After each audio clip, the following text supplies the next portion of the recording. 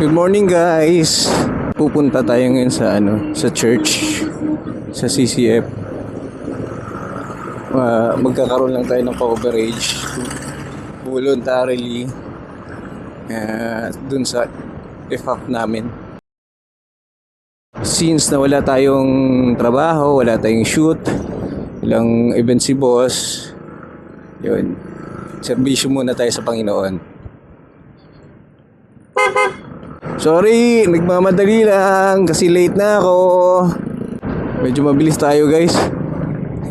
Pagpasensyahan nyo na. Medyo nagmamadali tayo kasi dapat 8 AM andun na ako eh. 8:16. Nasa biyahe pa ako. Lord, sorry na. Sorry yung anak mo.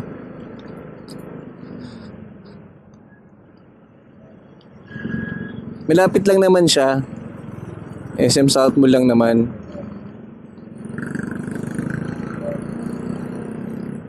Mga siguro, mga 10 minutes andun na tayo. Less than pa nga. Pagtuloy-tuloy yung biyahe na to.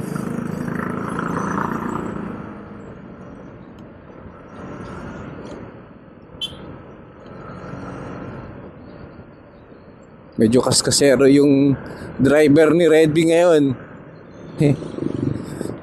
Kamote on the spot. Ngayon lang po. Sorry na. Sorry na. Tapos ang lakas ng loob ng away, no? Kamote din pala. Kamote in a right way. Right way naman. May kamote bang ganun? Hindi totoo yan. Bola lang yan. May kamote bang right way? Baka nasa left way. Parang may naamoy ako hindi maganda. Joke yun. Tawa kayo. Gusto mo mamaya na 45? Ang hirap mag-isip ng sasabihin.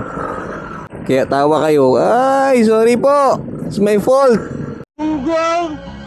Barinig kita sa mukha! Rico.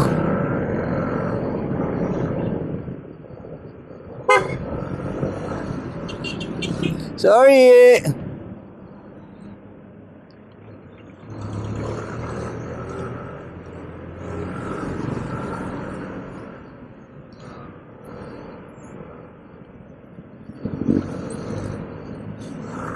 Yan.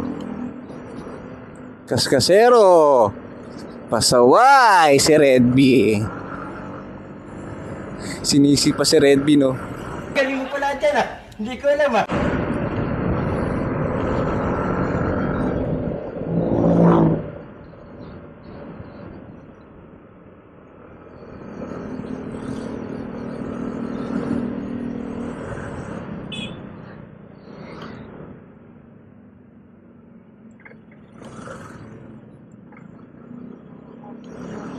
Yan, medyo malapit na tayo. Mga na to. 5 minutes na lang siguro. 5 to 7 minutes. Ando na tayo. Daan! Go, bossing! Go, bossing! Go, bossing! Minsan mabait tayo. Hindi lang naman minsan. Always. Wag lang tupakin. Bossing, pagpasensyahan nyo na. Nagmamadali lang kasi.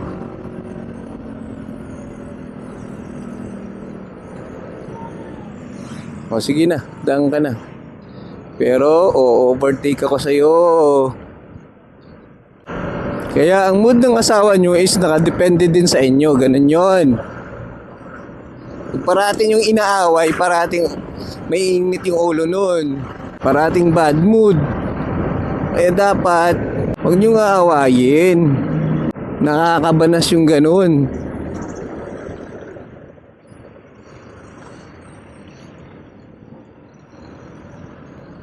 Tapos babiyahe yung asawa nyo, mainit ang ulo. Naku, mahirap yun. Magiging kamote yun. Okay lang sana kung luto kasi nakakain. Hilaw.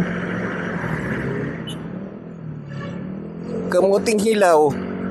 Hindi mo nakakain. Tama kayo. Ako naman eh. Impacho ka nun. Kaya mga misis, maging mabait sa asawa nyo. Ha? Huwag puro away. Okay guys, dito na tayo. Mabilis lang. Wala pa atang 7 minutes. Dito na tayo. 5 minutes lang. Dito na tayo sa South Mall. Gagalit na naman yung si Mrs. Oh, ang bilis mo. May pakpak si Red B. Nilagyan ko ng pakpak.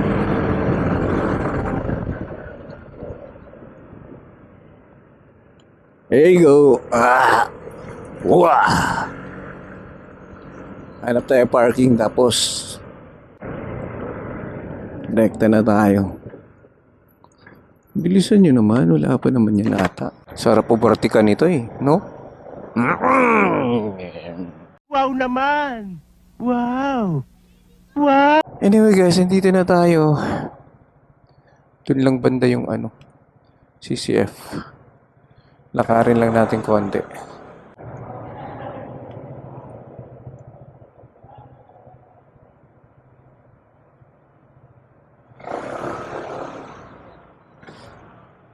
Ma'am, pwedeng libre na lang? Uy! Pagkano? Yari ka, kasama ka sa vlog. Wala! Anong plate number? 235 PSA. Kahit nasa ako ngayon. Joke lang yun. Thank you, Sel.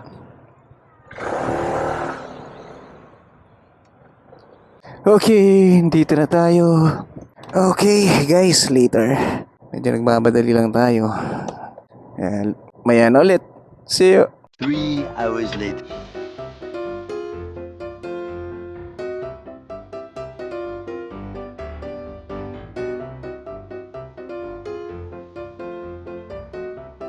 Guys, tapos na tayo. Ganda na message today. Pauwi na tayo, guys. Ay, umaambon na.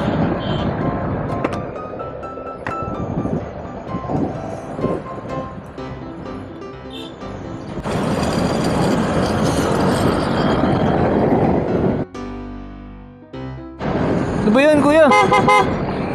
Ginagawa mo? Ano ba naman yun, boss?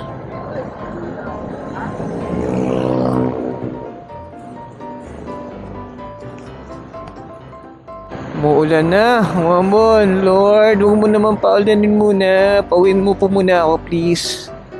Bilis, tara.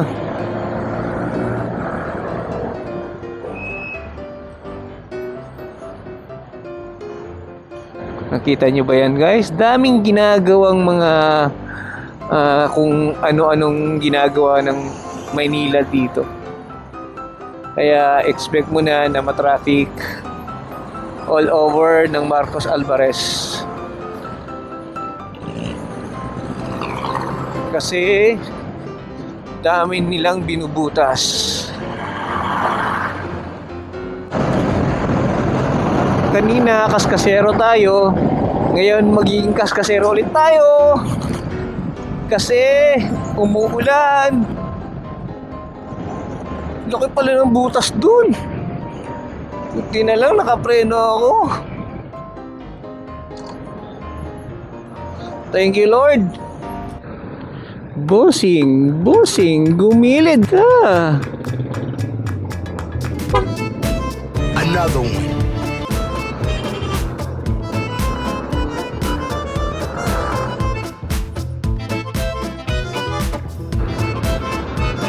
Dito lang naman ma-traffic.